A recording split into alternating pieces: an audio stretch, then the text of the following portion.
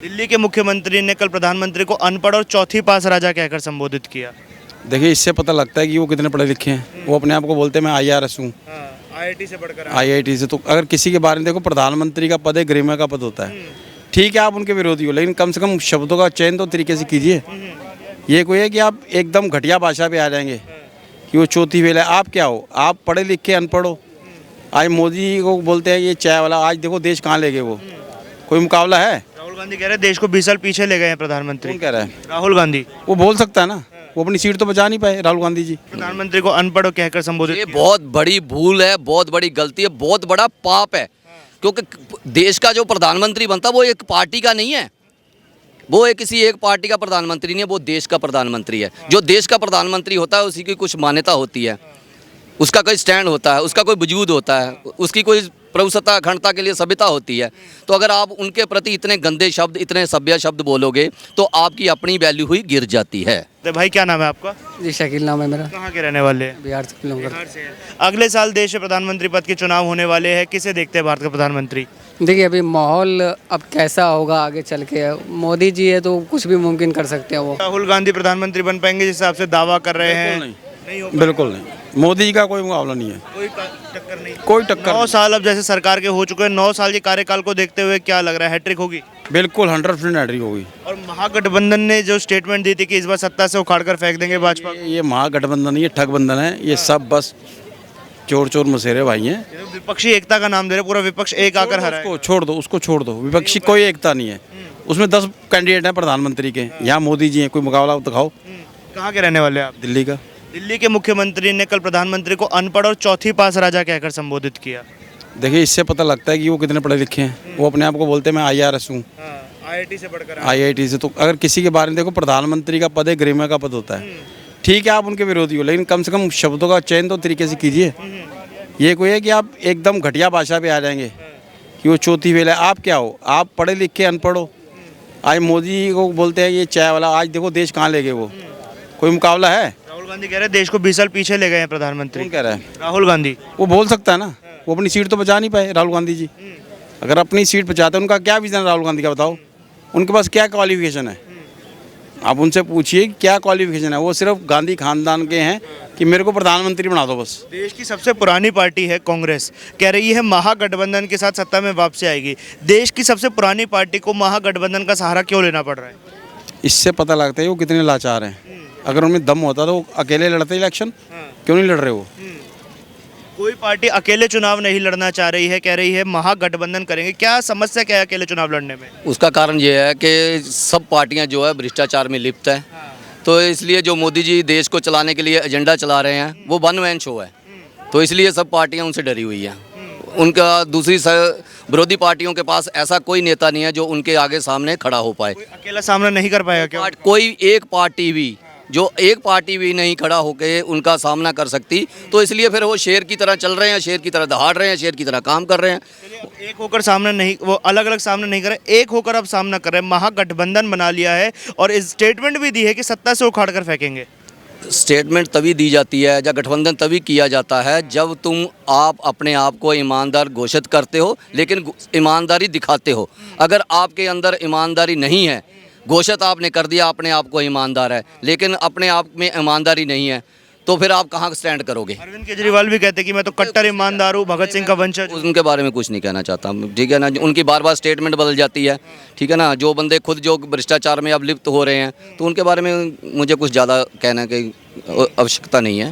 तो प्रधानमंत्री को अनपढ़ कहकर संबोधित ये किया। बहुत बड़ी भूल है, बहुत बड़ी गलती है, बहुत बड़ा पाप है। क्योंकि देश का जो प्रधानमंत्री बनता है वो एक पार्टी का नहीं है, वो एक किसी एक पार्टी का प्रधानमंत्री नहीं है, वो देश का प्रधानमंत्री है। जो देश का प्रधानमंत्री होता है उसी की कुछ मान्यता होती है, उसका कोई स्टैंड होता है, उसका कोई वजूद होता है, उसकी कोई प्रभुसत्ता अखंडता के लिए सभ्यता होती है।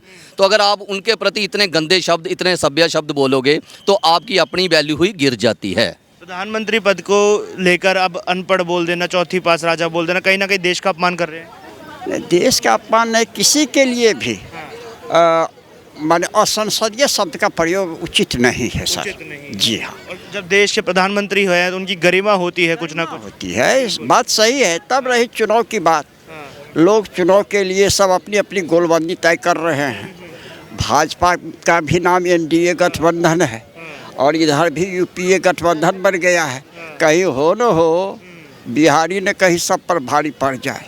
कौन पड़ेंगे बिहारी भारी? नीतीश कुमार पड़ेंगे। अगर नीतीश कुमार को मान लें तो ये जैसे राहुल जी मोदी जी कहते हैं, माननीय प्रधानमंत्री जी, कि झोला लेके आया था झोला लेके चल दूंगा, उसी तरह से उसके टक्कर में नीतीश जी हैं। नीतीश जी टक्कर दे पाएंगे? हाँ, आराम से दे वो तो बोल रहे थे कि मैं प्रधानमंत्री की रेस में अपने आप को नहीं देखता। नहीं, लेकिन माहौल ऐसा बनेगा कि इनको छोड़ के दूसरा कोई नहीं बनेगा। तो फिर तो ऐसा फिर दोबारा पलटू राम का ठप्पा ना लग जाए उनके ऊपर। पलटू राम तो है ही, अच्छा। पलटू राम तो है ही, पलटू राम तो इनके संस्कार में है।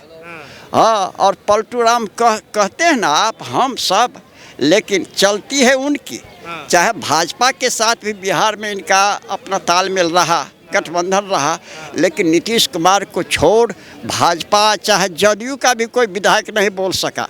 अभी तेजस्वी जी हैं तो तेजस्वी जी हैं, लेकिन चलता है नीतीश का। ईमानदार है, ईमानदार है, बहुत बड़ा। 1700 करोड़ का पुल 2 बार टूट गया, मालिक कैसे ईमानदार है? टूट गया, उस समय भाजपा के साथ थे लोग, भाजपा वाले जो मन होता था करता था। अच्छा। अब देखिए ना, पोल इसका भी पुल का पोल खुलेगा।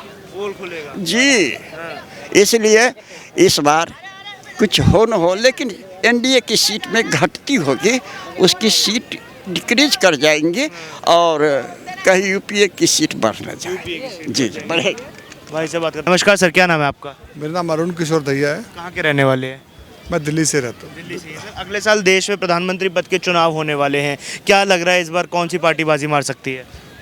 देखिए, लोकसभा में मोदी जी का आना तय है, बिल्कुल तय है, क्योंकि आज की डेट में पूरे जो विश्व में परचम लहराया है हमने, जो भारत का परचम लहराया है, भारत की जो मान सम्मान बढ़ा है, वो नरेंद्र मोदी जी के कारण बढ़ा है, उनकी कार्यकुशलता के कारण बढ़ा है। अच्छा, कल एक महारैली हुई थी दिल्ली में जो अरविंद केजरीवाल जी ने की थी, उन्होंने ना कल प्रधानमंत्री के लिए बड़े अपशब्द बोले, कभी बोला चौथी पास राजा, कभी अनपढ़ बोल दिया। ये क्या उनकी खींच है जो प्रधानमंत्री पद का अपमान करके निकाल रहे हैं? देखिए, जब से वो राजनीति में आए हैं, आपको याद होगा, आप तो पत्रकार हैं, कि उन्होंने कहा था कि मैं बच्चों की कसम खाता हूँ, मैं कांग्रेस का साथ नहीं लूँगा, मैं शरद पवार चोर है, कपिल सिब्बल चोर है, लालू यादव चोर है, मुलायम सिंह यादव चोर है। आज अध्यादेश के बहाने पूरे देश में अपना सपोर्ट लेने के लिए वो हर स्टेट में घूम रहे हैं, तो उनकी बातों की क्या वैल्यू रह गई है? वो सपोर्ट भी तो नहीं मिल रहा, कोई सपोर्ट ही नहीं कर रहा है। देखिए, सपोर्ट उसको तब मिलेगा, अभी वो अपने आप को इतने बड़े लेवल का जो नेता मान रहा है, उसने बड़े लेवल का नेता है नहीं। अच्छा। उसको सपोर्ट नहीं मिलेगा अभी। और उसके जो उसने जो देखिए, कोई भी आदमी आता है सत्ता में तो एक उसकी यूएसपी होती है। उसकी यूएसपी थी लोकपाल बिल, एंटी करप्शन। आज वो खुद ही आज वो सबसे ज़्यादा भ्रष्ट तो वही हो गया। तो हमें तो नहीं लगता कि उसका कोई प्रभाव अब दिल्ली में रह गया है। राहुल गांधी जी ने बोला था अभी अमेरिका में ही हाल ही में, तो प्रधानमंत्री को नमूना कहकर संबोधित किया। उसके बाद कहते हैं कि इस बार महागठबंधन के साथ मिलकर कांग्रेस सत्ता में वापस आएगी। देखिए, अगर महागठबंधन के लिए जो जैसे वो कह रहे हैं, तो कांग्रेस सत्ता में कैसे आएगी? कोई समीकरण तो देखिए, 40 सीट 41 सीट तुम ला रहे हो, अपनी सीट बचा नहीं पाए, अपनी खुद की सीट तुम हार रहे हो और तुम कह रहे हो सत्ता में आ जाओगे। ऐसा तो कहीं भी पॉसिबल नहीं है। आज आप सर्वे कर भी रहे हैं और करवा के देख लीजिए, हर घर जानता है, हर बच्चे के मुंह पे मोदी जी का नाम है। इतने काम किए, इतनी उन्होंने योजनाएं दी हैं, तो हमें तो लगता नहीं कहीं वो हैं। तो भाई क्या नाम है आपका? जी शकील नाम है मेरा। कहाँ के रहने वाले हैं? बिहार से बिलोंग करता बिहार से हैं। अगले साल देश में प्रधानमंत्री पद के चुनाव होने वाले हैं, किसे देखते हैं भारत का प्रधानमंत्री? हूँ। देखिए, अभी माहौल अब कैसा होगा आगे चल के, मोदी जी है तो कुछ भी मुमकिन कर सकते हैं वो।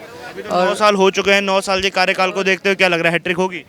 मुझे ऐसा नहीं लग रहा है कि मोदी सरकार आएंगे ज़रूर, लेकिन यूथ के लिए उन्होंने कुछ नहीं किया। क्या क्या काम है जो नहीं हो पाए? ग्रेजुएशन 2014 में कंप्लीट करके आज इंडिया गेट पे मैं जो है ना, यहाँ पे खुद के शॉप छोटा सा स्वीट कॉर्न की दुकान चलाता हूँ, और 2014 में मैंने ग्रेजुएशन किया। अभी तक कोई जॉब मुझे मिला ही नहीं। कौन कौन से आपने एग्ज़ाम दिए? मैंने टीटी का एग्ज़ाम दिया, बिहार में जो टीटी का एग्ज़ाम होता है टीचर का, वो मैंने दिया। रेलवे में ग्रुप डी में मैंने ट्राई किया। टीटी? हाँ, टीटी का एग्ज़ाम दिया। टीटी टीचर जो होता है उसका मैंने एग्ज़ाम दिया, उसमें मेरे 79 नंबर आया था, 95 पे था, मैं बैकवर्ड कास्ट। बिहार सरकार ने आपको नौकरी नहीं दी। बिहार सरकार, बिहार में तो मिले, उस टाइम बीजेपी के साथ था बिहार सरकार जुड़ा हुआ, तो हुआ नहीं। और उसके बाद रेलवे तो सेंट्रल गवर्नमेंट जॉब होती है रेलवे में, तो उसमें भी ग्रुप डी में मैंने तैयारी किया था, काफ़ी मेहनत किया था, लेकिन नहीं हुआ। समस्या कहाँ रह गई? समस्या कहाँ रह गई है? यही होती है ना कि आजकल आप पैसे दोगे तो हो जाएगा। 5 लाख रुपए की डिमांड हुई थी, 5 लाख रुपए दोगे तो हो जाएगा, और नहीं दोगे तो नहीं होगा। जो गरीब आदमी होता है उनके लिए तो भाई 5 लाख रुपए बहुत मायने रखता है। तो हम 2 एग्जाम आपने दिए 7 सालों में, 8 सालों में। मैंने 2 एग्ज़ाम दिया और भी ट्राई किया आगे पढ़ने का भी, और मेरा फैमिली उतनी स्ट्रांग नहीं है। तो प्राइवेट जॉब क्यों नहीं सोची आपने? प्राइवेट जॉब में आप क्या कर लोगे? अब आजकल कोई भी प्राइवेट जॉब 10,000 12,000 से ज़्यादा मिलेगी नहीं, तो उससे आप अपने घर नहीं चला सकते हो। मिनिमम एक मान लीजिए कि अगर 18,000 रुपये भी सैलरी मिल जाए किसी प्राइवेट कंपनी में, तो आदमी अपना घर टेकअप कर सकता है, लेकिन ऐसा कुछ हुआ नहीं। तो इसलिए छोड़ के बाद में लास्ट में ऑप्शन यही मिला कि चलो यहाँ भी तो कमेटी परेशान करती है, कभी हटाओ कभी